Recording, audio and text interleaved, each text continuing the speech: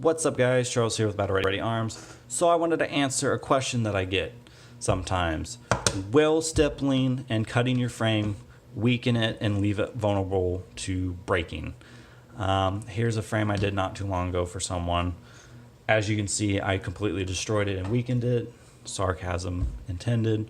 But here's a frame that I actually did butcher, and I butchered it on purpose. This is a frame I bought specifically to test on, to experiment on, to butcher, you know, cutting deep pits in it to see like how deep you can go before you punch through, all sorts of stuff. I've done different patterns on this, shaved it all down, done them again. So this is a lot thinner than your typical Glock frame would be, and it's also been abused with heat and a lot of cutting that otherwise wouldn't be seen, like this kind of deep wide channel that I cut in really what is a thinner part of the frame.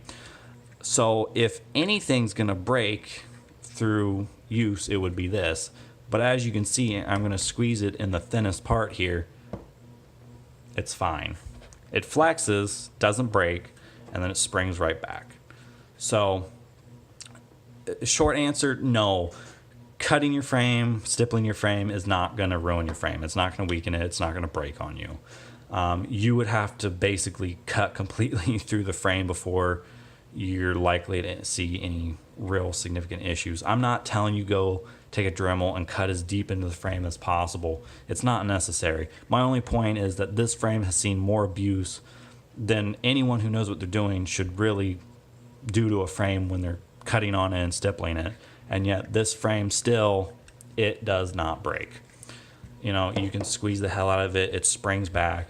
And that's one of the beauties of polymer, is that it is flexible, it does have give, it's not likely to just snap on you.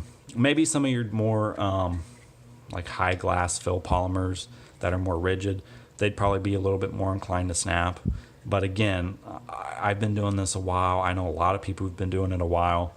You have to really, really, really mess up and dig way too deep in a thin area or something like that before you'll punch through the frame. And even if you do go through the frame a little bit, I've never seen it where it causes some catastrophic failure.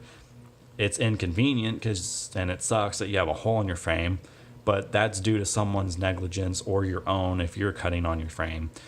Anyone who knows what they're doing, it shouldn't be a problem. I've been doing it a long time. I've never had an issue with a frame that I've done.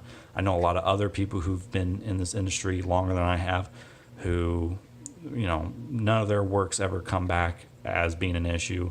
So I hope this kind of lays to rest this idea that if you stipple your gun, you're going to ruin your frame, or if you cut your frame, you're going to ruin it. I've heard so many people discourage people from getting their frame done because they tell them you're going to weaken it, you can end up causing your frame to crack or break. That it's just simply not true. If you cut through it, yeah, you're going to have a hole in it, but you won't completely ruin your gun. It'll still be functional.